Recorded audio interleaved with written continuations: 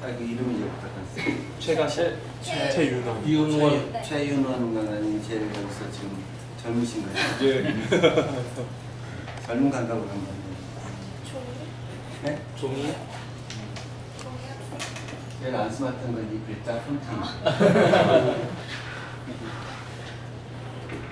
왜냐면 이건 제가 가장 스마트하지 않은 제가 급조해서 이렇게 그냥 이게 아마 보딕도 아니고 바탕체 정도 됩니다.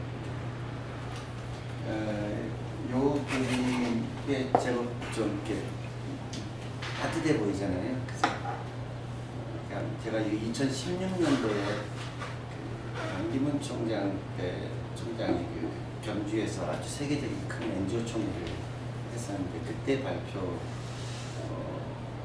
할 때 썼던 이제 요 베이스 그림인데 물론 당연히 제가 못 만들죠.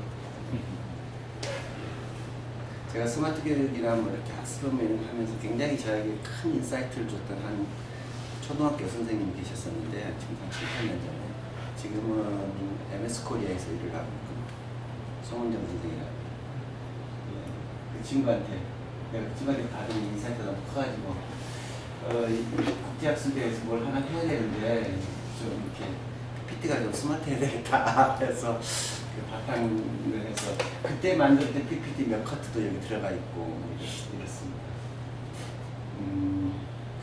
알파고 얘기라고 하는 것은 이제 이거 16년에 만들었는데 그 17년에 이제 들어간 컨셉이고 그 다음에 스마트 에듀케이션 소사이티와 스마트 교육 학회라고 하는 것은 2013년 4월 20일 날 이제 제가 창립을 했었고 그러다가 한 5년 가까이 이제 매년 이제 스마트 교육 페스티벌을 하다가 작년 봄에 현장 교사님이 현장을 넘겨주고 저는 그냥 법인에 그냥 등기 임원으로 이제 있습니다. 그런 스토리를 좀 말씀드리겠습니다. 제가 제목을 뭘 할까다가 혹시 스마트 교육을 아시나요? 이렇게 참 되게 촌스러운 아주 언스마트한 그런 제목을 붙여봤습니다. 시작할 때는 왜 그렇게 시작했는지 모르지만은 시작하면서 참 어떤 뭐라고 스릴도 있었고 비전도 있었고 이 작업을 하면서 제 스스로 배운 것도 많고 또 이게 가면서 지금은 이제 좀 퇴보한 상태로 잠잠한 상태이고 근데 이거 어떻게 될 것인가에 대한 저는 그냥 저에게는 그냥 일종의 제가 나온 애기 같은 근데 아직도 이제 제대로 발걸음 못 뛴 그런 안타까움이라고 할까 그런 뭐 그냥 그대로 그냥 명을 다할 수도 있고요. 그런 아쉬움이라고 할까 그 아쉬움을 한번 여러분들께 한번 얘기해보고 싶은 그런 생각. 얘기들이 굉장히 많잖아요, 그죠? 굉장히 많습니다. 아마 지금 이 중에서 여기 있는 이러닝이라고 하는 것이 현재로서는 가장 이른바 우리 학회와 오늘 모임할 학습혁명이라고 할 때 이러닝이라고 하는 것이 그래도 가장 에스타블리시된 그러니까 학문적으로도 그렇고 제도적으로도 그렇고 실천적으로도 그렇고 산업적으로도 그렇고 그러니까 이러닝 산업진흥법이 있을 정도니까요. 그리고 대부분의 한국의 에듀테크 기업들이 한국에서 뭔가 돈 좀 처에 보일 때는 다 이러닝으로 벌었고 이러닝은 그러나 실제로는 학교보다는 기업 교육으로 벌었어요. 근데 지금 거기도 대충 다 이렇게 지금 좀 불쌍한 상태에 있습니다. 뭐 여러 가지 이유가 있겠지만 뭐 한 가지 이유는 그들이 얘기하기를 우리가 열심히 시장을 바꿔놓고 나면 나중에 정부가 들어서 다 관주도형 이런 그 플랫폼들을 만들어 버려가지고 그랬다는 얘기 같은데 요즘 아마 에듀텍이 이제 최근에 굉장히 큰 개념으로 들어왔고 중간에 무슨 유러닝이라는 것도 있었고요. 제가 안 보이지만 일부러 감췄는데 딥러닝이라고 하는 건 이것과 관계되는 거냐 안 되는 거냐 이런 한마디로 그냥 어지럽습니다. 한국의 그 제일 안타까운 사연 중에 하나는 너무 자주 바뀌어요. 왜 바뀌냐 생각했더니 이 모든 게 광급 공사들이에요. 그래서 이걸 담당하는 관리가 바뀌면 다 바뀌는 거예요. 그러니까 이게 시장에서 민간에서 개인이 만들어서 이거를 내 기업으로 삼아가면 이게 살아가는데 그냥 그때그때마다 패션으로 말하면 그러니까 사실 패션은 폴리티컬 슬로건으로 나왔다가 들어갔다 나왔습니다. 참 안타까운 현실이어서 최근에는 아마 내가 코딩 교육이 제일 있었을 거거든요. 많습니다. 21st century skill이니 에듀케이션 3.0이라는 것도 김태환님 생각나시니까 이렇게 발표할 때 열심히 그런 거다. 스마트 교육하고 퓨처 에듀케이션하고는 퓨처 에듀케이션은 사라지지 않는 컨셉입니다. 저거는 이제 보통 명사니까요. 그렇죠? 대충 이런 이제 쭉 흐름이 나고 스마트 에듀케이션으로 하도 이게 비슷하게 가죠. 이게 이건 글로벌 트렌드. 그러니까 우리가 영어로 이제 검색을 하면 글로벌 트렌드 검색을 한다고 볼 수 있겠죠. 여기 검색에서 스마트 에듀케이션이 제일 많이 나타나는 나라는 어디 나라일 것 같아요? 한국. 한국은 당연히 스마트 에듀케이션 말을 안 쓰니까요. 스마트 교육이라고 쓰니까 당연히 아니겠죠. 네. 그래서 그걸 비교를 안 해봤어요. 이거를 스마트 에듀케이션을 한국을 스마트 교육과 같은 걸로 놓고 비교가 안 되더라고요. 안 돼서 그냥 했는데 한국에서 스마트 에듀케이션을 안 쓰니까요. 제일 많이 쓰는 나라는 현재 아마 1위에서 5위 정도 따지면 에스토니아, 뭐 호주 이 정도. 한국은 스마트 에듀케이션 40번째고요. 지난 10년간 이게 10년 트렌드거든요. 10년 트렌드인데 얘가 내가 한국에서 스마트 교육과 미래 교육을 이렇게 비교를 해보면 요 중간에 잠깐 이 파란 선이 올라간 적이 있습니다. 이때 한국에서요. 그러다가 이제 다시 내려왔는데 여전히 이제 이 트렌드가 비슷하잖아요. 이게 큰 갭이 없어요. 큰 갭이 없는데 이 이름이라고 하는 게 굉장히 중요하지 않습니까? 그렇죠? 네. 내 이름 석자 걸고 인생을 사는 거고 세계의 모든 만물들도 그 이름이 있음으로써 사실은 존재하는 거니까 이름은 굉장히 중요합니다. 그래서 저는 네이밍이 참 잘 됐다고 생각했는데 정부가 바뀌니까 무조건 지워야 되는 게 우리나라의 운명이더라고요. 같은 보수당 정부는 박근혜 정부 들어오자마자 제일 먼저 지웠던 것이 스마트 교육이었던 것 같아요. 교육에서는요. 그런 이제 쌍연이 있었습니다. 지난 4월달에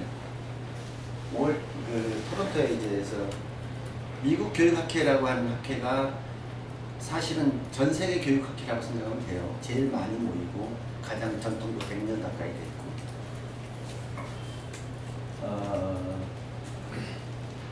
이 학회만이 아니고 최근에 제가 이제 국제학회를 다녀보고 한국교육학회도 마찬가지인 것 같습니다. 6월달에 우리 학회장님이 있지만 제가 요즘은 이제 제가 페이스북도 굉장히 이제 좀 덜하고요. 사실 뭐 트위터, 페이스북 다 처음부터 시작했었지만 열심히 하다가 어느 순간 입을 좀 닫고 살아야 되겠다 싶은 생각이 들다가 그래도 도저히 뭐 그럴 수는 없어서 지금 룸팀 조금 하고 가능하면 글을 쓰고 싶어도 글을 쓰기보다는 가끔은 이모티콘이나 뭐 이렇게 그냥 크크 뭐 이 정도로 하고 말려고 노력을 하는데 아니면 공유 정도로 하고 그렇습니다. 제 느낌은 이런 게 있습니다. 그러니까 선진국 소위 어드밴스드 컨트리들에서 에듀케이션 혁명이니 뭐 이제 오만 이 정말 어마어마한 얘기들을 하고 있는데 한마디로 말해서 몽땅 그냥 감옥에 갇혀갖고서 지들끼리 그냥 막 어쩔 줄 모르고 그냥 바깥에서 볼 때는 쟤들 뭐 하는 거야? 미국 교육 학회장이라는 사람이 나와서 쟤 어디 대통령 선거 나왔나 하는 그런 생각. 또 한쪽에서는 뭐 얘기를 해요. 이제 온갖 종류의 우리 한 박사님 나한테 제가 혹시 또 실례되는 얘기가 할지 먼저 걱정되긴 하는데 아마 요즘 제일 제가 볼 때 에듀테크 중에 제일 하이엔드로 가고 있는 것은 AI도 아니고요. 러닝 어널리시스 쪽입니다. 사실 학습 분석 쪽이거든요. 이제 학습 분석도 이 개념 어디서 가져오냐니까 그 아시죠? 그 패턴 어널리시스, 그 퓨처 어널리시스라고 그러는데 이제 딥러닝, 이제 머신러닝 할 때 그 패턴들을 이제 인식을 해가지고 그 패턴을 이제 자기 난리지로 이제 끌어가는 과정인데 그 로직을 이제 교육적으로 갖고 들어와요. 러닝 어널리시스에서요. 지금 한국의 웅진이나 뭐 그 시공미디어에 지난번에 조영상 박사 한번 와서 했었죠. 조영상 박사가 하는데 그것도 사실은 세계에서는 굉장히 앞서 나가 있는 지금 단계입니다. 앞서 나갈 수 있는 것은 아마 우리나라만큼 그 학습 이벤트 빅데이터를 가진 나라는 없어요. 그것도 한 4, 5년 전에 시공테크의 박기석 회장님께서 우리 학교 부장님 왔다가 뭐 이런저런 얘기하다가 아니 저 아이스크림 컨텐츠를 왜 선생님한테 주려고 그래요? 그거 그냥 애들한테 주면 더 좋을 텐데 이 일이 됐어요. 그랬더니 그게 이제 애들한테 가서 홈런으로 갔어요.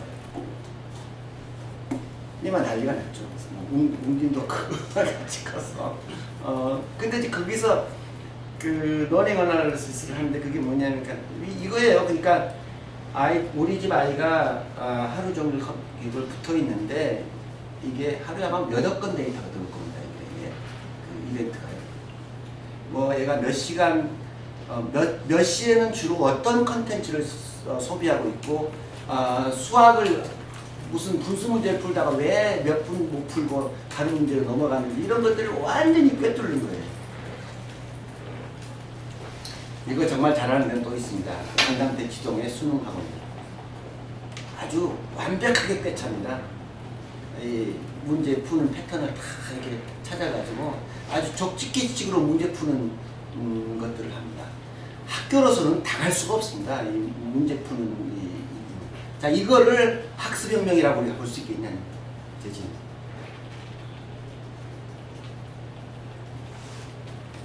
그냥 뭔가 어딘지 모르는 감옥에 갇혀 있어. 하나는 폴리티컬 쪽으로, 하나는 극단적인 테크놀로지 쪽으로.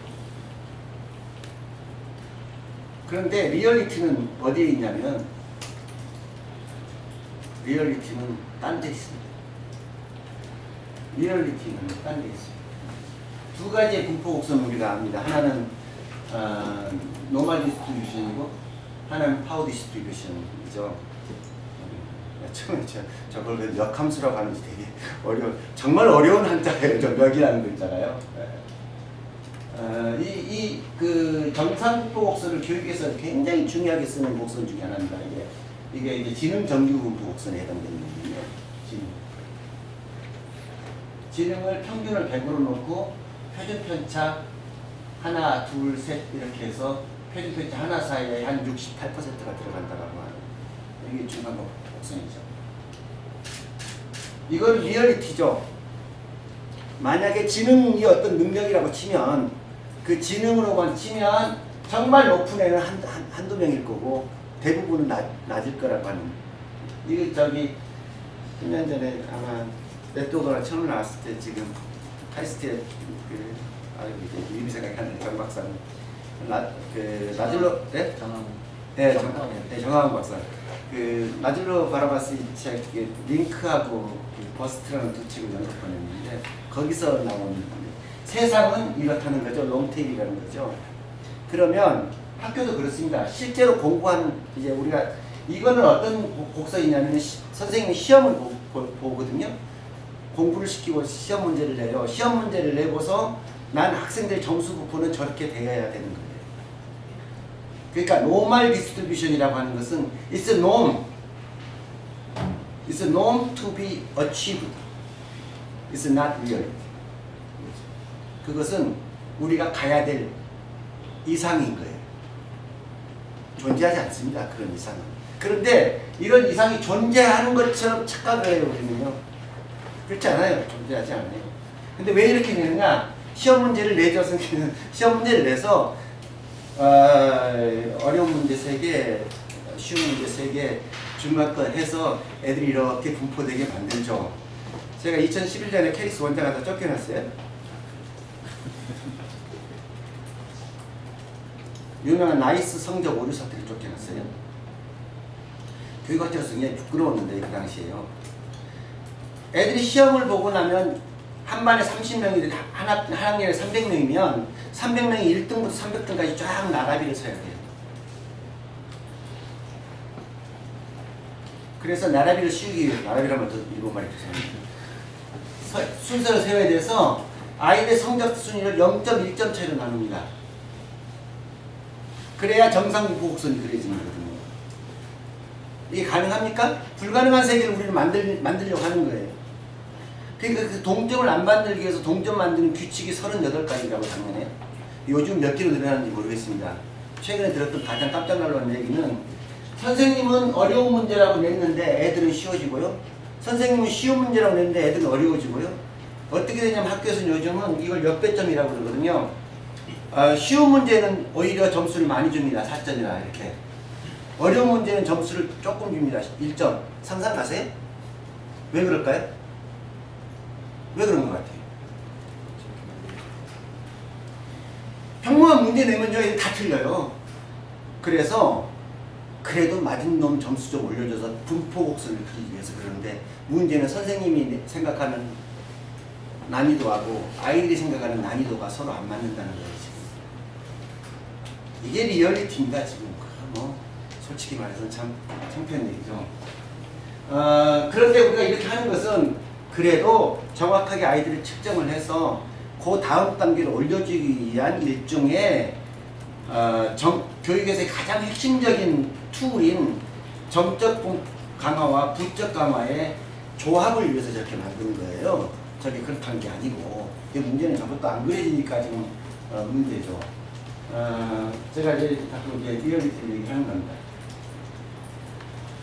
작년에 지난 1월달에 이런 문제도 있었고 우리 전임 교육평가원장님이 계셨어요. 저때 평가원장님하고 했는데 여기 개발원장을 하시고 제가 평가원장을 제가 야 이게 3명의 악동들이 지금 남아있는데 죄인들이 모르겠어 죄인. 근데 그때 이제 기초학력 일제고사라고 하는 것을 이제 봤었거든요. 처음 우리나라에 도입을 했습니다. 그리고 기초학력 미달자라는 개념을 가지고 왔었어요. 기초학력 미달자의 개념도 우리는 사실은 정확하지 않습니다. 대체적으로 상식적 개념으로 20점 미만 정도로 상식을 생각하면 이것도 정확한 말은 아니에요. 사실 더 복잡한 그 난이도 문제들이 끼니까요. 그냥 일반인들에게 얘기할 때는 그렇게 얘기하는 게 좋다고 해서 지난번에 교육부총리가 그렇게 얘기를 했는데 그냥 그래도 넘어가더라고요. 그게 나는 큰일 날 줄 알았어요. 저 문제가 나오면요. 그게 뭔 소리야? 20점도 못 맞는 애들이 10%가 넘는다고? 이게 뭔 소리야 도대체? 그러면 60점 미만은 몇 퍼센트 될 것 같습니까? 그렇게 따지면 60점 미만은 몇 퍼센트가 될 것 같습니까? 60점 미만은 60%가 될 겁니다 아마. 근데 이거 깔 수 있을까요? 큰일 나죠. 아니 안 큰일 나죠. 그 다음에 이제 나오는 말 있죠. 뭐 점수가 인생의 단어 이렇게 되면 끝나는 거야 이제. 자, 우리의 질문은 이거 그대로 둬도 되느냐 이런 질문들을 해야 된다는 거죠. 이게 교육인 거죠 지금. 이게 교육입니다. 학교에 오는 것이 교육인가 공부를 하는 것이 교육인가 이 질문이에요. 근데 우리는 그냥 학교에 가서 졸업을 하면 교육을 받았다고 생각하죠. 우리나라만이 아니에요. 전 세계의 모든 나라들이 좀 그런 편입니다. 물론 그 유대 크리스천 그 절대관념을 가진 절대 신관을 가지고 있는 유럽 국가들은 그렇지 못합니다. 그냥 틀리면 틀린 거고 맞으면 맞는 거지 상대적으로 뭐 이런 게 없습니다. 이제 이 그림을 내가 왜 그랬었냐면 당시 반 총장께서 에듀케이션 퍼스트 운동을 시작을 할 때 유엔에서는 원래 교육 문제를 다루는 데가 아니거든요. 유엔은 폴리티컬 문제를 다루는 것이지 유네스코가 교육을 다루는 건데 갑자기 유엔에서 교육 문제를 가져가 버렸어요. 생각해보면. 사실은 근데 리터러시도 하지도 못하고 뭐 엉뚱하게 또 무슨 세계 시민교육 한다고 해가지고 제가 가끔 이 그래프 보여드립니다. 정확하게 리터러시라고 하는 것은 읽고 쓰고 세막이라고 하는 기본적인 물론 여기서 읽는다라고 하는 것은 무엇을 읽을까요? 읽는다라고 하는 것은요, 영어로 책을 읽는다는 말입니다. 착각하시면 안 됩니다. 절대로. 여기서 읽는다라고 하는 것은 우리나라요, 한글로 책 읽고 쓰는 것은 리터러시에 안 들어가는 겁니다. 물론 제 때는 그렇게 되지 않아요. 제가 말하는 건 이 지점을 얘기하는 겁니다. 여기 있는 사람들. 예. 60년 동안 리터러시를 하자고 했는데요. 저는 불가능하다고 생각합니다. 앞으로도. 그래서 글로벌 어젠다가 20세기 들어오기, 21세기 들어오기 10년 전에, 1990년, 20년 전에 더 이상 우리는 리터러시를 뭐라고 해야 되나, 강화해야 되는 것도 아니고 리터러시를 잠깐, 오케이, 그럼 잠깐, wait a moment, literacy, 우리 education for이라고 슬로건을 만들어요. 그랬더니 갑자기 모두가 학교를 다니게 됐어요. 그래서 갑자기 다 학교 다니네, 이렇게 된 거죠. 그러나 공부로 치면, 실제 공부로 치면 이제 이 상태입니다. 그리고 이게 정확하게 부의 척도를 나타냅니다. 아주 정확하게. 우리가 어떻게 해서 석세스를 이뤄내려고 말들을 많이 하지만 엄밀하게 말하면 한국 사람들이 어떻게 공부를 잘했는지에 대해서는 아직까지 과학적 이론은 없습니다. 그냥 없어요. 이게 과학적 이론이라면 한국 사람들이 공부하는 것을 뭔가 티어리를 가져다가 아프리카에 가져가면 될 거 아니겠습니까? 그렇죠? 지금도 ODA 사업에서 제일 많은 게 한국에서는 아마 교육이 제일 큰 포션을 차지하고 세계 모든 나라들이, 특히 아프리카 국가들이 한국에게 정말 가르쳐달라고 합니다. 교육을. 솔직히 저는 어떻게 가르쳐줄지 모른다는 것이 속성입니다. 근데 그래도 열심히 사업은 하고, 저도 지금 이번 주말에 니카라구아 다시 또 ODA 사업 때문에 정기현 박사랑 같이 지난 1월달에 같이 갔었는데, 니카라구아 중남미 애들에게 한국의 교육 기적을 가르쳐주려고 가긴 가는데 솔직히 참 자신이 그렇게 많지가 않습니다. 2011년에 갑자기 제가 이제 정부에 일을 할 때여갖고 당시 국가 슬로건이 스마트 코리아였습니다. 그러다가 나중에 이상한 게 하나 나왔더라고요. 한 박사 아시죠? 스트롱 코리아라고. 요즘도 같이 쓰거든요. 야, 그거 되게 촌스럽대. 스트롱 코리아야. 스마트 코리아 훨씬 나은 것 같은데, 근데 스마트는 전적이고 했으니까 싫은 거죠. 다른 걸 해야 되는 거예요, 스마트로. 스트롱으로. 나는 그렇게 생각해요.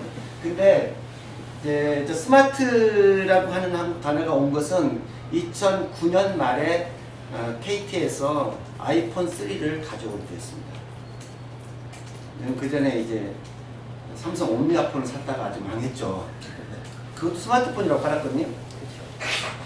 2010년 봄에 국회에서 포럼이 열렸어요. 스마트 코리아 혹은 스마트 비전에 대해서.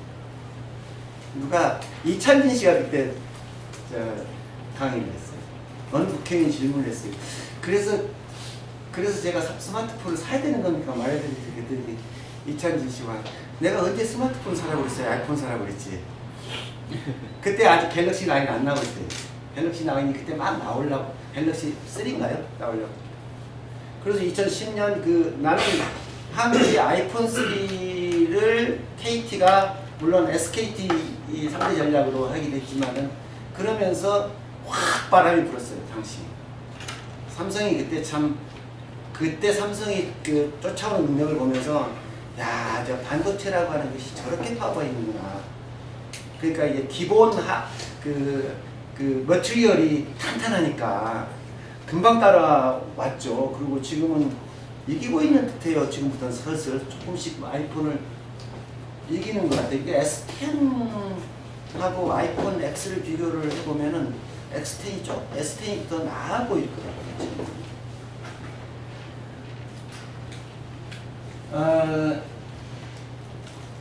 그래서 이제 스마트 교육 정책을 이제 대통령께 보고를 이제 하고 쫙 전진을 하다가 제가 이거 해놓고 2달 만에 쫓겨났거든요. 그 아까 그 일로.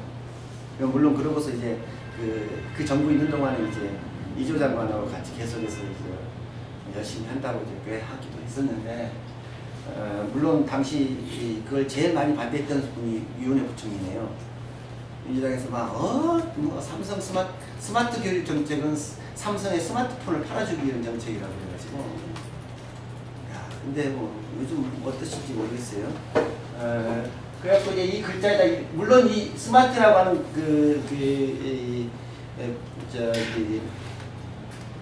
데피니션은 이미 미국에서 나오기 시작했었어요. 그 전부터서 여러 가지로. 그래서 스마트에 대한 여러 가지 개념적 정의들은 여러 가지 있습니다. 근데 우리는 이제 교육 정의를 하면서 이제 집중 작업을 하면서 이제 뭐 예를 들면 셀프 디렉티드, 모티베이티드, 어댑티브, 리소스 엔리치드, 테크놀로지 엔리치드, 지금에도 굉장히 잘 만들었어요.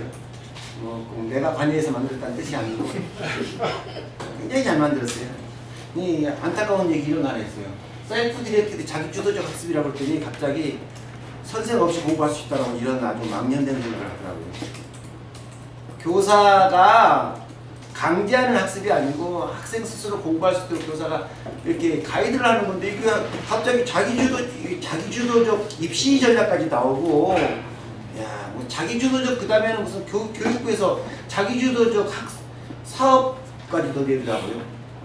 참. 그리고 선생은 나가라고 그러고 교수는 나가라고 그러고, 뭐 갑자기 또 EBS에도 무슨 가르침이 없는 교육, 뭐 말 되는 소리를 해야 되는지 난 정말 이게 학교 없는 교육 뭐 이런 거, 에듀텍이면 다 된다 뭐 이런 거, 그런 얘기가 돌았는데 절대 그런 개념은 아니었어요. 한국이 여기까지 올 수 있었던 것은 사실은 그 앞에 95년, 6년, 7년, 8년부터서 에듀넷부터 시작해서 진짜로 한국은 한때 ICT 에듀케이션에 관해서는 전 세계 최고였었습니다. 캐리스가 그리고 분명히 기관적으로 정말로 우뚝 선 기관이었었습니다. 지금요? 아니에요. 지금은 그냥 심플히 학생이랑 학교의 컴퓨터 대수만 해도 떨어지고요. 더 재미난 얘기 하나 해드릴까요? 피사라고 아시죠? 매년 시험 보는 거. 최근에 한국 학생들 피사 성적이 떨어졌어요. 근데 떨어진 첫 해에 어떤 일이 있었냐면, 왜 떨어졌을까 연구를 하다가 그 어느 해에서부터인가 시험을 더 이상 종이로 보지 않고 컴퓨터에서 보기 시작했어요. 그랬더니 한국의 성적이 떨어졌거든요. 거기에 대해서 어떤 학자들이 그랬는지, 캐리스에서 그랬는지, 교육과정 평가에서 그랬는지 모르지만 어떤 해석이 조심스럽게 나오기 시작하냐면, 한국 아이들이, 한국 고등학생들이 컴퓨터를 잘할지는 모르지만 컴퓨터로 공부하는 법을 학교에서 배우지 못했기 때문에 정말 쇼킹한 해석이었습니다. 지금도 그런 건 있습니다. 그러니까 한국의 아이들은 이 테크놀로지가 자기 집에서 개인용 이렇게 엔터테인이나 아니면은 소셜 네트워크를 위해서 사용하지만, 학생의 가장 중요한 자기 업무인 학습 활동을 위해서는 이거는 사용하면 안 되는 물건이 되어버렸어요. 그래서 학교는 와이파이가 끊겨 있죠. 그래서 학생들은 학교를 감옥이라고 생각하죠. 빨리 정문을 벗어나야 열린 세상이 옵니다.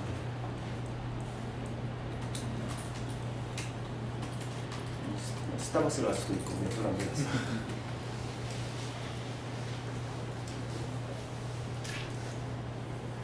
제 질문은 여기에 있습니다. 온갖 종류의 이런 얘기들.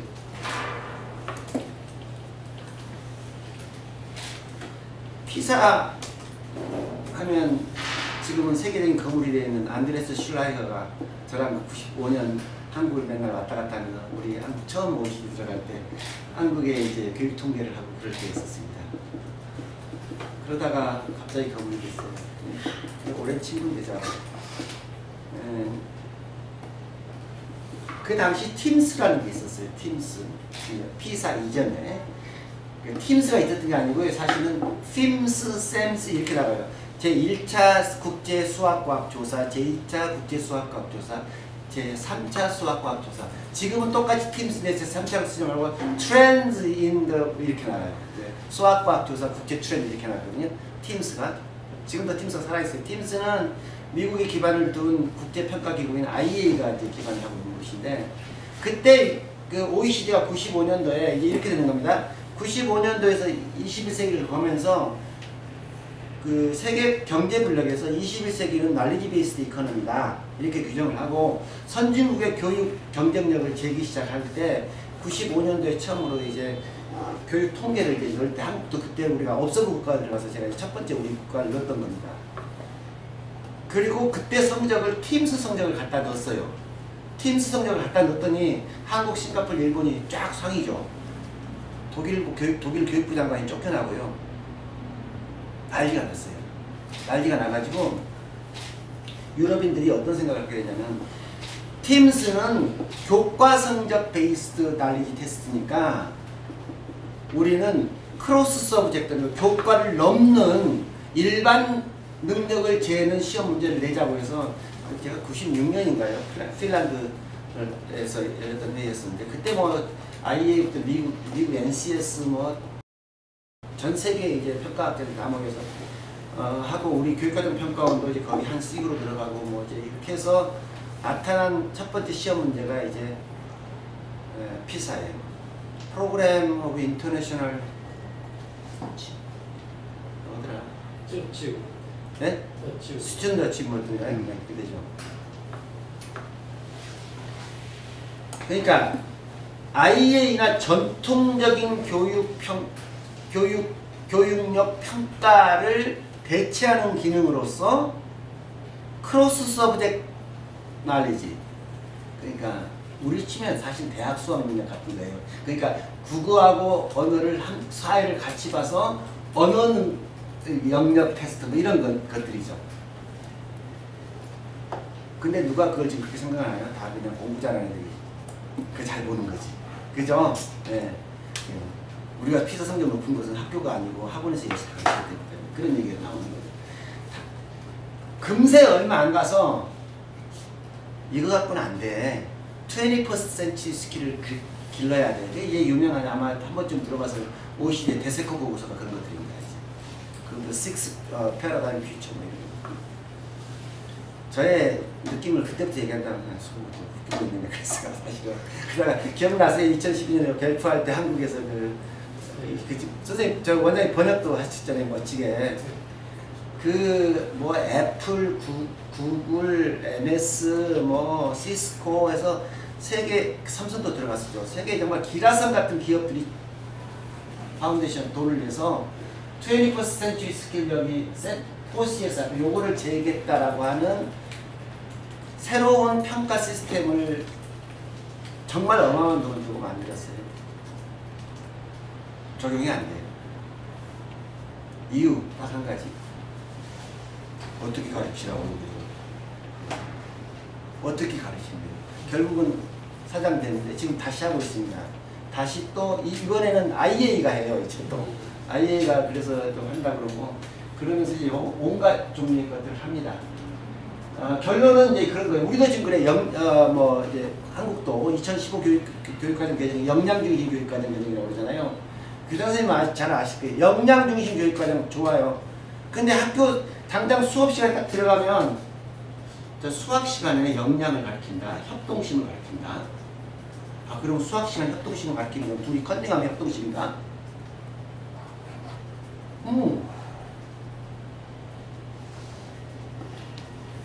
선생님들에게는 협동심을 가르치라는 거예요. 그리고 교과서는 수학 교과서거나 아니면 홍길동전을 보거나 아니면은 지금 화학 기호를 실험을 해야 되는 상황인 거예요.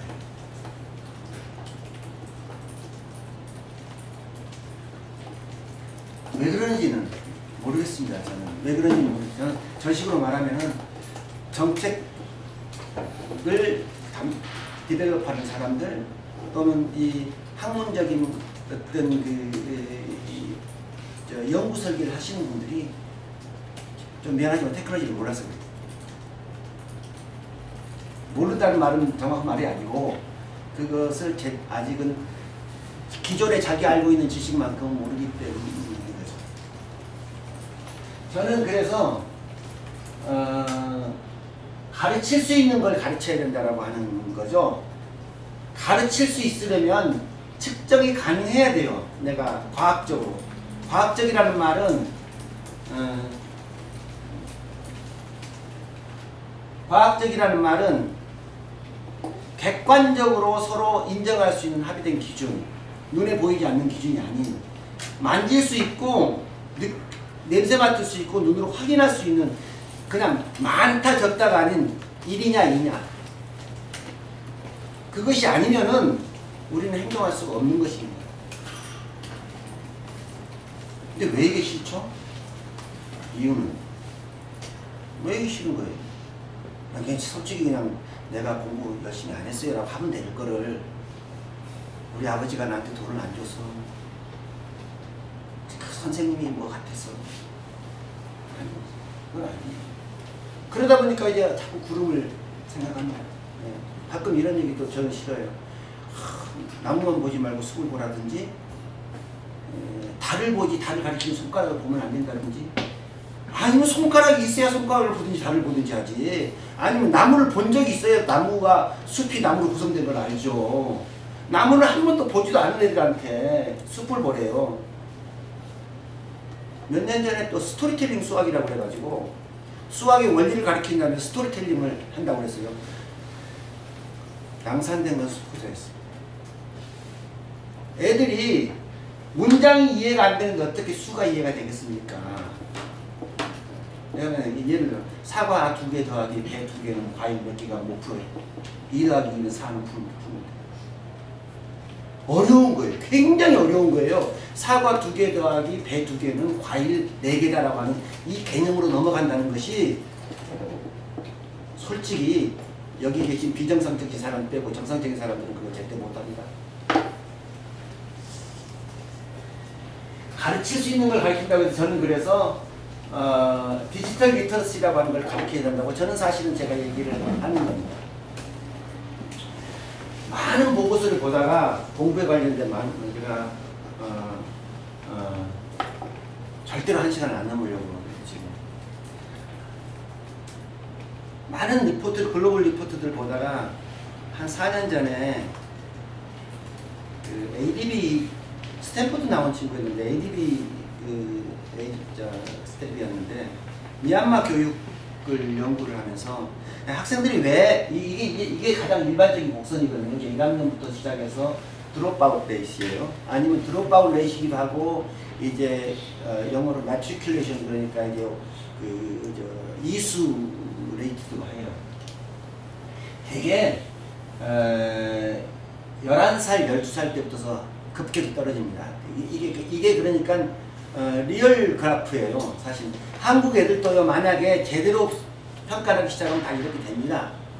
실제로는 뭐 우리나라 애들이 천재여서 이렇게 쭉 가는 건 아니에요.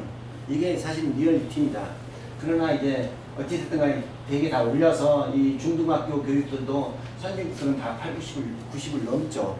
근데 이제 이 미얀마는 국제 지표가 어떻게 되냐면은 중등교육 그 취학률이 50% 미만에도 떨어지면 이거는 이제 최빈국가로 분류가 됩니다. 중등교육이 50% 미만이면 한국은 68년에 중학교를 무시형으로 100% 진학시켰기 때문에 정말 참 굉장히 일찍 그 최빈국가를 교육에서 벗어났죠. 그 덕에 뭐 이렇게 오늘 있는지 모르지만 왜 공부를 못하냐고 물어보면요 대체로는 당연히 여학생이에요. 가난, 그 다음에 학교가 없고 선생님이 없고 다 그렇습니다. 그리고 항상 하는 나오겠죠. 우리도 그랬는데요. 대한민국도. 그쵸, 우리도 가난했고, 선생님 없었고, 학교가 뭐 몇 킬로씩. 아이고, 나 뭐 요즘 고향 가서 그 동네 런던 생각해보면 저걸 어떻게 다녔을까 싶어요. 요즘 우리 애들한테 다니라고 하면 그 넘어가겠어요? 이거 성격을 댕기려 못 넘어가죠. 그런데 중요한 이유 하나를 losing interestable learning이라고 하는 것을 이 친구가 잡아내는 거예요. 그러니까 5학년 때부터 공부가 재미없어지기 시작하더라는 거죠. 근데 공부가 왜 재미없을까? 재미없는 것은 보통 흥미 없다고 하는데 아니에요. 모르는 게 많아지면 재미가 없어지는 거거든요. 근데 이 나라는 어떤 나라냐면요. 이게 되게 독특한 나라예요. 이게 재미난 얘기 하나 할게요. 이게요. British surprised at higher adult literacy in Myanmar than in London when they came in 1890s. 당시 물론 런던의 지금 문맹률은 지금도 런던 시내 가면 문맹률이 30% 가까이 된다고 해요. 지금도. 이 나라는 몇 번 엎치락뒤치락 했는데 고등학교에 딱 올라가면 수학 및 과학은 교과서가 영어입니다. 만약에 한국에서 고등학교 수학 및 과학책이 영어책이라면 어떤 일이 벌어질까요? 저희가 대학원 갈 때 독일어까지 봤거든요, 시험 문제. 지금은 대학원 갈 때 영어 시험도 안 봐요. 서울대학교는 보나? 안 볼 거라면? 보면 애들이 안 올 테니까. 제가 그래요. 아니, 그러지 말고 그냥 미얀마 글자로 그냥 하면 될 텐데요. 왜 그러세요? 대학 가면 어차피 교과서 다 영어인데요. 어차피 준비해야죠. 그럼 대학도 미얀마 글자를 하자고 하시면서요. 번역이 안 되는데요. 사이언티픽 컨셉들이 마땅한 번역어가 없는 거예요. 우리는요? 우리는 있었죠. 한자가 있었잖아요. 한자말로 일본인들이 번역을 정말 어마어마하게 해놓은 거예요. 그 중국인들도 그 덕 보는 거예요, 지금요. 예. 다른 나라 가면 번역을 하면요. 통역하면 통역이 길어집니다.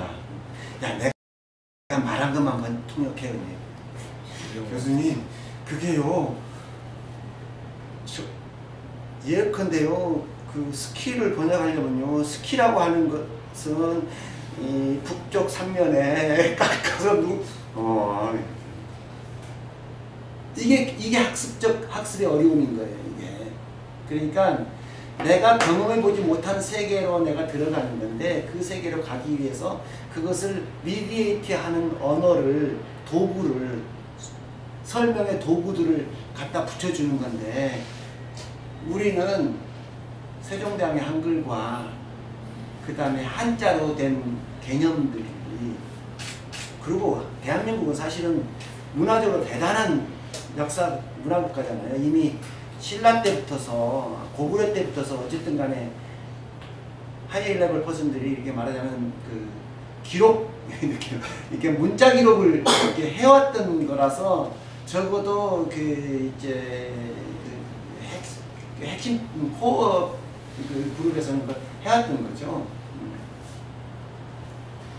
요 부분을 지금 그러니까 요 아이들을 한국도 요 아이들을 이렇게 한국 좀 잠자는 아이들을 어떻게 하면 인트레스트블 러닝을 키워줄 거냐라고 하는 거죠. 어떻게 하면. 그래서 제가 잠시 옛날 역사로 돌아가서 제가 보니까 최초의 서브젝트 날리지는 체육이었던 것 같습니다. 워리어를 만드는 그죠? 이게 이제 저건 내가 영화 300에서 레오니다스 왕이 6살 때 이제 그 전사훈련 가도록 가는 캡을 캡처하는 거고 또 왜 그리스의 모든 예술품들을 왜 이렇게 다 나신으로 원반을 던지고 투창을 던질까? 왜 그러겠어요? 피사 테스트 한 거예요. 4년 만에 한 번씩. 무슨 뭐 올림픽 인간의 문화의 제전 아니에요. 먹고 사는 인간의 투쟁사예요. 투쟁사. 당시로서. 그 왜 나신이었을까요? 맨몸으로 싸워서 이길 정도가 돼야 되는 거예요. 그리고 다 맨몸으로 싸워야 되는 거예요. 하나도 안 걸치고 그 이제 누드를 좋아해서가 아니고요. 에로틱해서가 아닌 거예요. 예.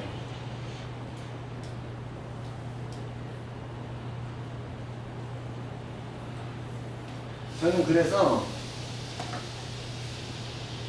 첫 번째 교수법 학습혁명이 일어났는데요. 첫 번째 학습혁명은 이런 것들입니다. 이게 뭘까요? 이런 게 뭘까요?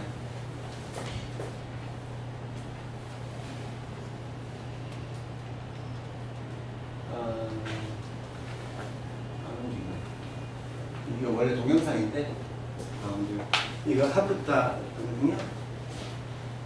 하지 마세요. 이거 나중에 제가 지금 요즘도 유대인들이 그 일주일에 한 번씩 보는 이제 예배예요. 이 유대인의 예배를 하브루타라고 그럽니다. 한국에서 무슨 하브루타 학습법 하고 자고 막 그러는데 참 그렇지도 않아요. 저 사람들이 왜 하브루타를 했냐면 성경책은 동네 회당이 하나거든요.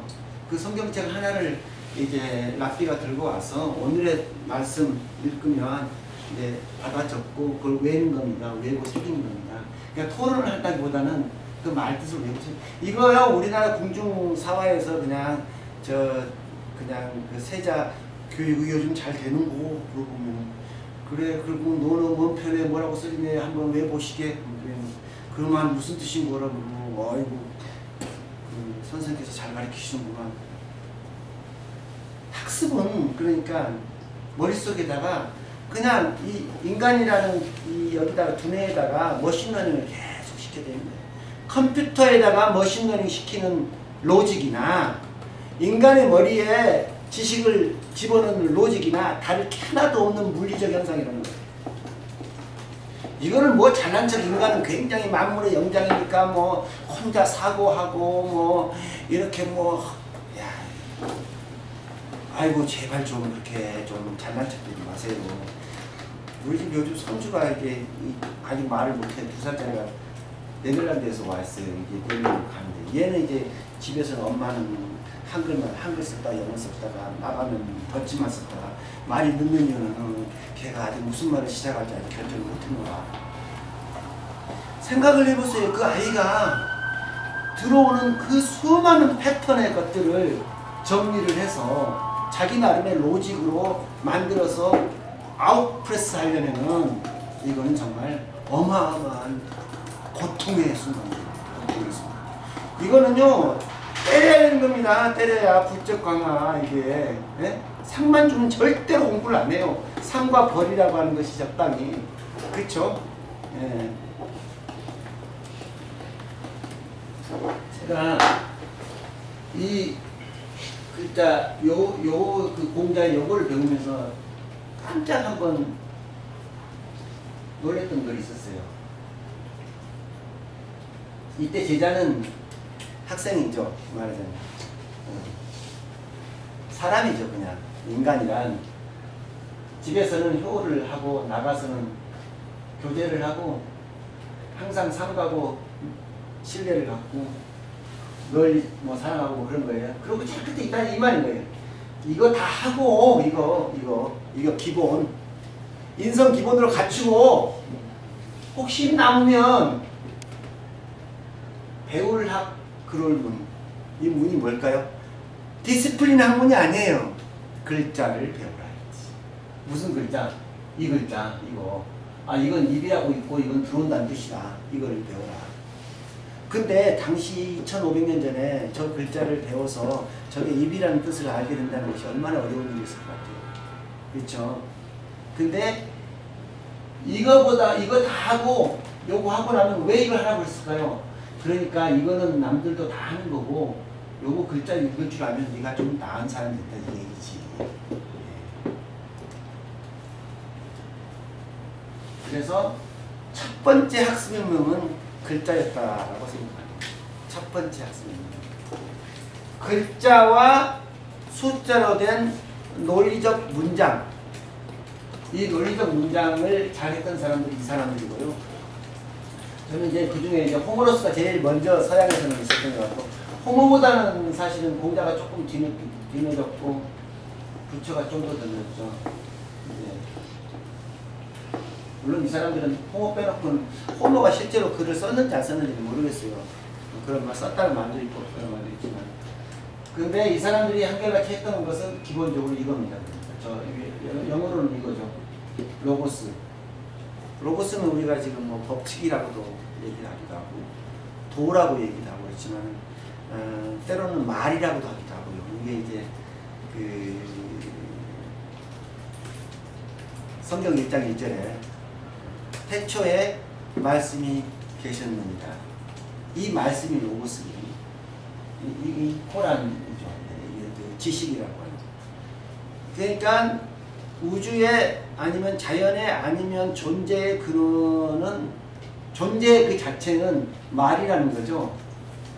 그러니까 말을 이때 말은 단순히 이렇게 지금 말하는 이 보이스의 개념이 아니고 문장의 형태라는 말도 좀 애매한 말인데, 그러니까 무엇은 무엇이다라고 하는 스테이트먼트, 어떤 것은 어떤 것이라고 하는 스테이트먼트를 가진 이 로지컬한 문장, 해는 동쪽에서 서쪽으로 진다라고 하는 이 로지컬한 문장을 할 줄 아는 사람과 그렇지 못한 사람과, 논리적으로 이걸 이제 생각 있는 사람이라고 그러고 요즘 개념 있는 사람이라고 그래요. 그렇지만 우리는 절대로 생각하고 개념 있고 살고 싶지는 않아요. 그냥 멍 때리고 사는 게 제일 우리의 행복이죠. 그렇잖아요? 가끔 멍 때리게 되기도 하더라고요. 전에 옛날에 그 얘기 됐어요. 그 월가의 애널리스트들이 한 40이면 머리가 다 실제로 바보가 되는지 모르지만 다 40대 중반에는 캐리비안에 가서 전부 그냥 멍 때린대요. 머리를 너무 많이 써가지고. 그건 물리학적으로 아직 증명은 안 됐어요. 진짜로 그게 됐는지 안 됐는지는. 글자들이 계속 발견을 해왔고요. 그 글자들이 얼마나 좋은 글자냐가 문명의 척도를 결정을 했던 겁니다. 그러니까 예를 들어서 서양 문자가 이집트가 왜 망했냐면 수메리안 쐐기 문자에 의해서, 수메리안 쐐기 문자는 이제 이 말하자면 표음 문자거든요. 표음 문자. 상형 문자가 아니고 표의 문자가 아니고 표음 문자예요. 근데 똑같은 표의 문자이든 중국 문자는 물론 서로 사이가 없어지긴 했지만은 얘네들이 위대한 거는요, 세상에 공자님이 쓰는 글자나 내가 쓰는 글자나 같다는 거예요. 와, 대단한 글자예요. 어마어마한 글자입니다. 어마어마한 글자. 그래서 중국이 5,000년을 그래도 제국을 유지했던 것이 아닌가라는 생각을 저만대로 합니다. 그 글자의 또 한 가지 폼이 위대한 글자인 이 수학이죠. 이건 더 어려운 글자예요. 그렇죠? 이제 여기서부터 머리가 아프기 시작합니다. 이게 모두가 하기 싫어하는지. 그러나 우리는 이른바 공부를 잘한다는 것은 이 숫자를 읽어내는 사람 능력을 얘기하는 겁니다. 기호를 읽어내는 사람. 두 번째 혁명은 종이였습니다. 이거는 아마 물론 종이는 굉장히 우리 일찍 썼고요. 종이에 관한 하는 기술은 한국이 최고였습니다. 적어도 세종조 때까지만 해도요. 그 종이는 지금도 남아 있어서 한국 종이가 가장 세계 최고의 품질을 지금도 유지합니다. 최근에 이탈리아 같은 데서 이제 그림 같은 거 복원할 때 한동안은 일본 화지를 쓰다가 이제 한지를 쓰기 시작한다고 해요. 그렇게 이제 질이 좋아서. 이 종이가 한 4세기 내지 5세기경에 실크로드를 타고 전래됩니다. 아라비아 쪽으로. 그리고 그것이 코란으로 이어집니다. 이게 이슬람의 역사입니다. 아직도 이슬람이 왜 그렇게 종교적으로, 우리는 한 손에 칼을 한 손에 코란으로 들지만은 칼보다 중요한 것은 종이로, 그러니까 들고 다닐 수 있는 종이에 쓰여졌던 성경. 아까 그 이집트 성경은, 유대인 성경은 예타만한 두루마리였었거든요. 그거는. 근데 그전 성경은 어떤 거였냐면요. 그 비잔틴 문화에서 이모티콘이죠. 이모콘이라고. 이게 그런데 가면 성화라고 해서요. 이렇게 예수님상, 마리아상 이런 거 있죠. 베개도 금박으로 해요. 왜 그러겠어요? 이왕이면 금박으로 해서 갖고 다녀야 부적이죠. 이거 들고 있으면 내가 구원받는 거예요. 그러니까 당연히 어떻게 돼요? 어떻게 되는 겁니까? 가난한 사람들은 못 가지는 거예요. 자, 이 사람이 갑자기 그런 거 다 필요 없다고, 그거 다 그림, 이미 그거 다 우상을 섬기는 거라고 해서 그 다음은 이 글자로만. 그래서 그 이슬람 문명에는 어느 곳에도 그림은 없습니다. 모든 표현은 글자를 장식을 합니다. 그러니까 아람브라 궁전이나 아니면 뭐 이런 데 있는 바깥에 있는 모든 것들은 다 그게 글자이지 절대로 그림이 아닙니다. 뭐 우리가 못 읽는 글자긴 하지만.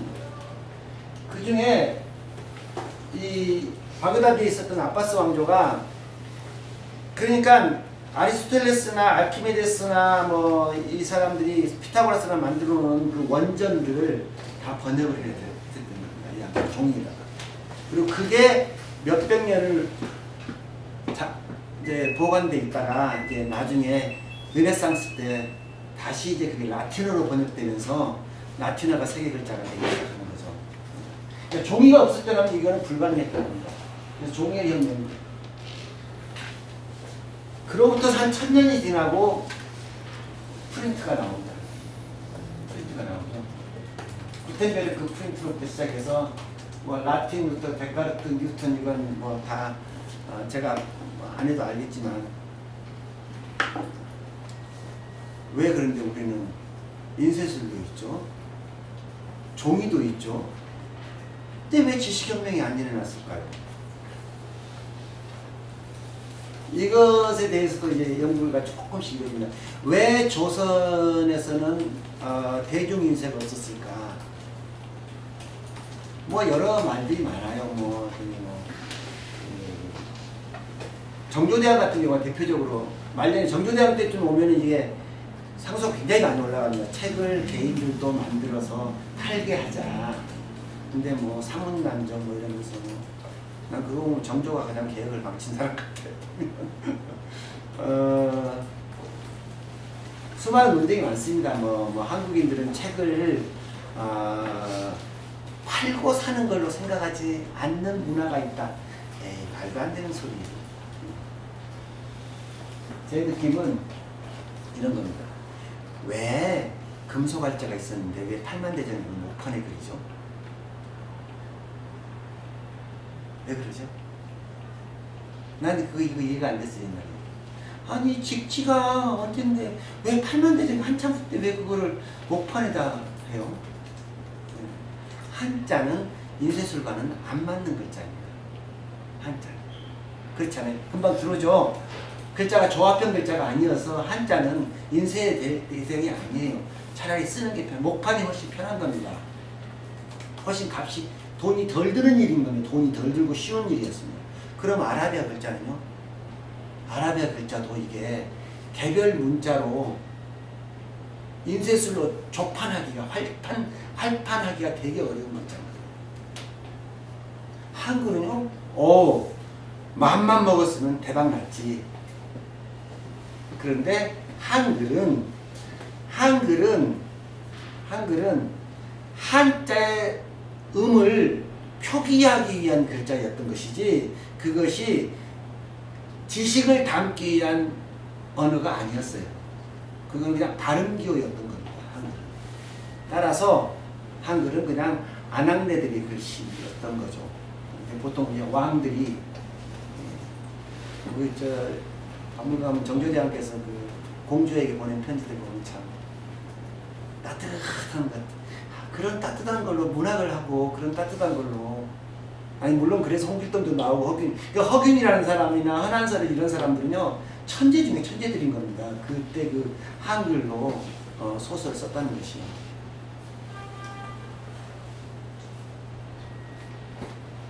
저는 가끔 꿈을 꿉니다. 아프리카 사람들한테 이걸 줘야 된다고. 이제 드디어 제가 하고 싶은 얘기인데요. 제가 하고 싶은 얘기는 이겁니다.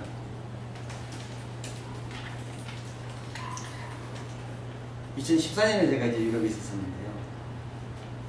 방탄소년단보다는 저는 이 친구가 더 훨씬 더 위대했어요, 한국이. 강남 싸이 노래가 뭐 좋은지 안 좋은지 잘 몰라요.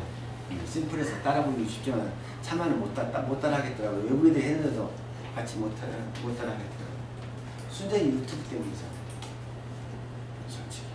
자, 오늘날 한국, 대한민국 2019년에 지금 사회 정치적 현상도 유튜브예요. 아쉽죠, 유튜브를 한국이 못 먹은 것이. 참 못 먹은 것이 아쉬워요. 인쇄술이라든지 종이라든지 글자와 같은 일종의 미디어입니다. 이것이 어떤 사상을 담는 건 아니에요. 그냥 미디어입니다. 그러니까 학생과 그냥 가르치는 자와 배우는 자가, 가르치는 자 배우는 자는 또 어려워요. 무엇을 얘기하고 싶은 사람과 무엇을 듣고 싶은 사람이 만나는 공통의 플랫폼인 겁니다. 그것이 무엇이냐가 저는 공부, 학습, 교육 이상 이하도 아니라고 생각합니다. 나는 아인슈타인을 가르치려고 하는 것도 아니고요. 나는 그건 물리학자들 얘기지. 그거는. 나는 교육학자예요. 어떻게 하면 애들을 쉽게 가르칠 수 있는가를 연구하는 사람이지. 이러고서 좋은 훌륭한 사람 만드는 건 나는 I don't care. 훌륭한 사람이 되고 안 되면 지가 결정할 일이고, 훌륭한 사람이 될지 안 될지를 결정할 수 있는 임무는 시켜줘야지. 2016년이었죠, 이거. 알파고. 그죠? 저는 되게 그때 기분 좋았어요. 야, 아직은 한국이 인정받고 있는 나라다. 그 다음에 한국에서 알파고 2좀 나올 줄 알았어요. 못 만들더라고요. 막, 이렇게, 우리 얘기하면서, 그냥 어떡하지, 한참 AI 막 얘기하고 돌아다니고 그럴 때, 얼마 전에 AI 연구소의 그 처참한 현실을 듣고, 야, 정말 참 부끄럽더라고요, 진짜. 왜 이렇게 한국이 부끄러운 거예요? 요즘, AI 내니니즘이라는 말을 AI 막 썼습니다. 지금 중국에서 벌어지고 있는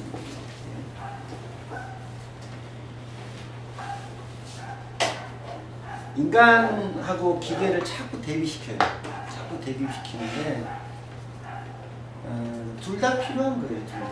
그러니까 제가 학생들한테 야, 저기 트랜스포머 영화 봤잖아. 트랜스포머 영화 보면 갑옷 딱 입으면 지가 되게 세지는데, 야, 트랜스포머 야, 갑옷 입으면 꼭 그렇게 막 힘만 세져야 되냐?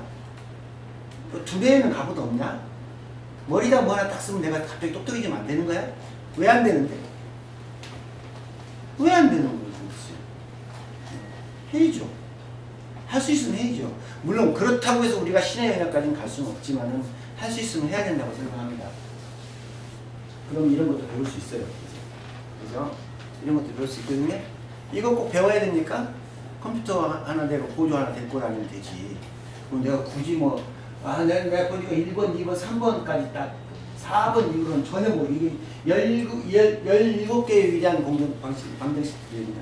근데 보니까 저 밑에 어려워. 이거 하나 13번 번인데 쉬운 걸로 저한테 있더라고요. 저는 근데 뭐는 E = MC 스퀘어가 어떤 로직인지는 몰라. 그러나 학습혁명은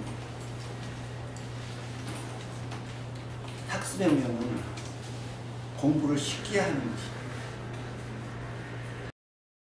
학습혁명은 컴퓨터로 공부를 열심히 해서 수능 만점 맞는 게 학습혁명이 아닙니다. 학습혁명은 공부를 쉽게 하는 겁니다.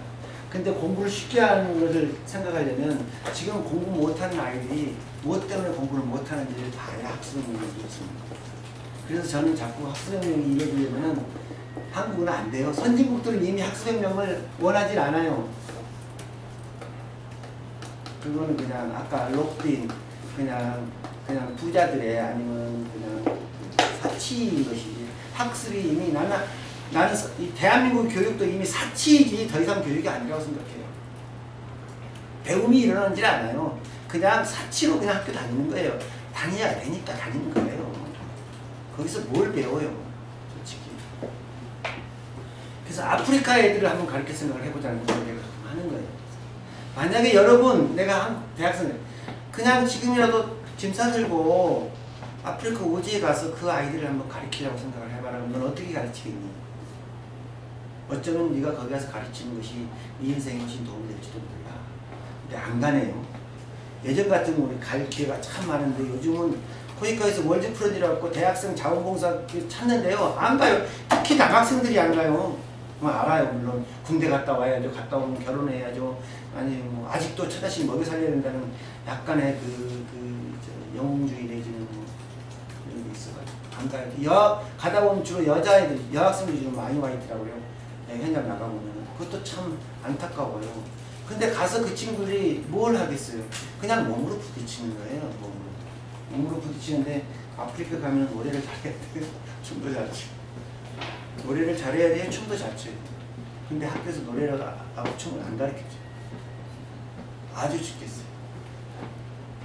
노래하고 춤을 가르쳐야 됩니다. 이것도 저에게 5년 전에 저를 유네스코의 범프 친구 하나가 이비를 문장한테 주면서 이게 한 2013년도에 나옵니다. 세계 인구가 70억인데 60억인데 25억은 공중 변수를 사용 못한대요. 25억이 상상 가세요?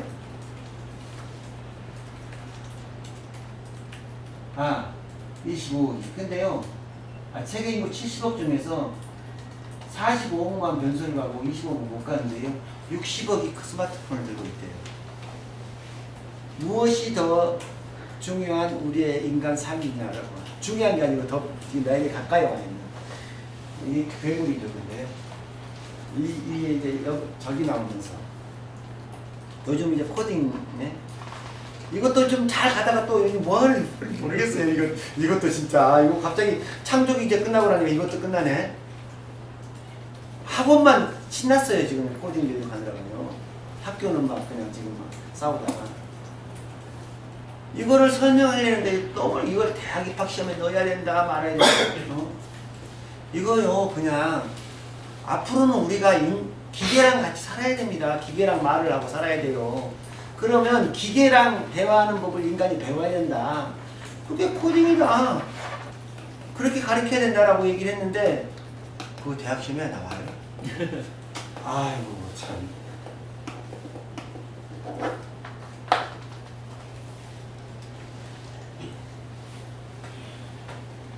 결론. 이제까지 우리는 책으로 공부를 해왔다. 이걸 나는 첫 번째 코드라고 봅니다. 그리고 코드라는 말이 책을 두루마리로 되어 있던 것을 낱장으로 해서 페이지로 묶기 시작하면서 나왔던 그걸 코덱스라고 그랬어. 그게 이제 암호화가 됐죠. 그거 뜯어버리면 책이 안 읽혀진 거 비슷하게. 이게 그 컴퓨터 코딩 쓸 때도 그렇잖아요. 첫머리 몇 개 딜트 시켜버리거나 뭐 지워졌지만은 사실은 첫머리 다시 끼워 넣으면 그걸 포렌식이거죠. 어떤 의미에서는. 그렇게 되는 거죠. 두 번째 코드는 저는 어쩔 수 없이 컴퓨터라고 생각하면 참 싫어합니다. 컴퓨터 참 싫어하는데 이거는 그냥 무조건인 겁니다. 무조건. 이거를 어떻게 마치 어린아이에게 글자를 안 가르쳐주면 큰일 날 것 같은 마음으로 컴퓨터 릴레이티드 모드 오브 커뮤니케이션 그런 거를 교육 안으로 끌고 들어오는 것이 중요한데 어떻게 끌고 들어올 것이냐가 아까 첫 번째 나온 이러닝, 에듀테크 나는 그거는 메인이 아니라고 봅니다. 그거는 메인이 아니라고 봅니다. 그래서 저는 저걸 배우다가 저걸 배우죠. 그런데 뭘 배워야 될까요 이제? 그러니까 학생들에게 뭘 가르쳐야 될까요? 근데 그게 저의 주제입니다. 초등학교 아이들에게 뭐를 가르쳐야 될 것인가? 글자와 숫자는 이제 대충 배워서 뭘 가르쳐? 공부는요. 아침에 중학교 갔다 왔지만 중학교부터서는 우리나라 중학교를 예를 들게요. 중학교부터서는요. 중학교에 구성되어 있는 저 언수사과 언수사과는 중학교 아이 100명 중에서 잘해야 20-30명에만 필요한 과목입니다. 야, 이 얘기하면 이제 엄마들 난리 나네. 뭐 우리 애를 무시해도 그렇게 무시할 수가 있다. 리얼리. 자, 독일 초등학교 4학년 끝나고 나면 직업학교, 직업중학교 가는 애들 60%, 직업중학교고 인문중학교 차이, 직업중학교는 책으로 공부하는 것이 아니고 손으로 공부하는 것이다. 손으로도 공부를 해요? 공부하는 게 뭔데? 먹고 사는 법을 배우는 거거든요. 근데 먹고 사는 법을 책으로만 하는 직업만 먹고 사는 거라고 생각하고 손으로 하는 것은 먹고 사는 일이라고 생각 안 하거나 노래 부르는 건 딴따라고 생각했던 우리의 상황 때문에 지금 그런 거예요.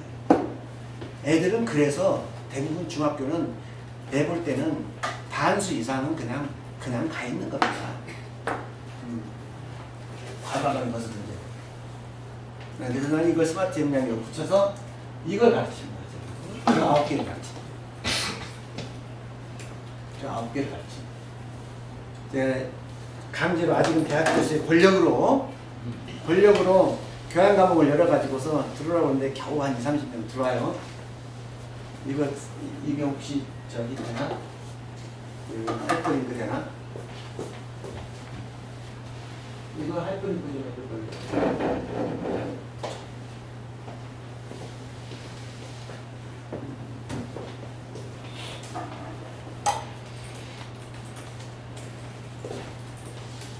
이게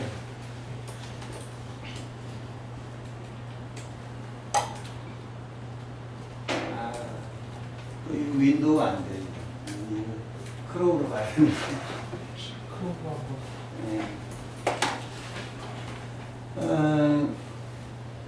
글자하고 숫자로 로직을 배우는 교육이라고 생각하면 학습혁명은 이루어지기 힘듭니다. 학습혁명은 글자와 숫자를 통해서 로직을 배우는 건 어쩌면 앞으로 상당히 AI가 상당히 많이 해줄 것 같아요.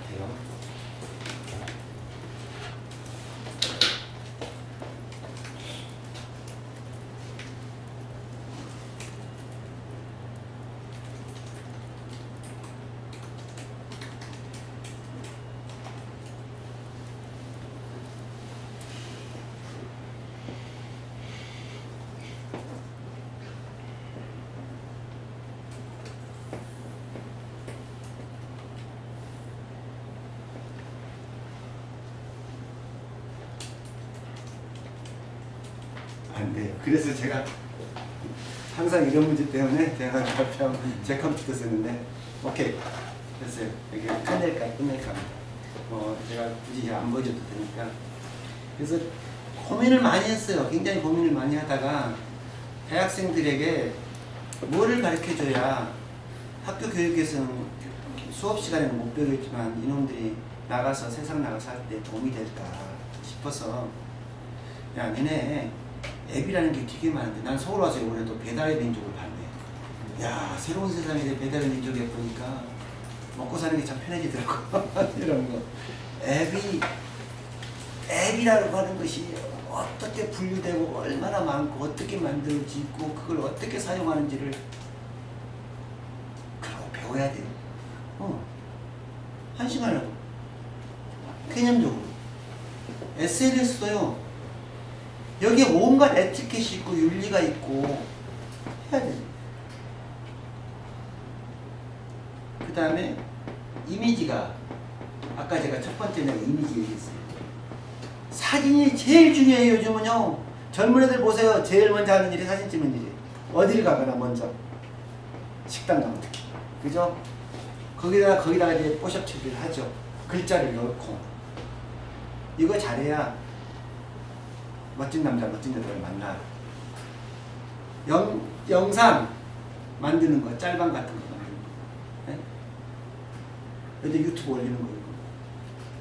저는 안 돼요, 손이 안 돼요. 이게 전부 개념들이 틀려요. 우리가 2차원 세계 개념이 아니고 이게 전부 레이어, 멀티 레이어 개념들이어서 어린 아이들은 정말 내가 이제 그 대학 1학년에도 이거 시키고 보면 야 나는 할 줄 모르는데 이게 필요하다는 건 안 알아요. 그러니까 네가 한번 해서 이게 니들이 가르치는 거야 한 주씩. 그랬더니 잘해요.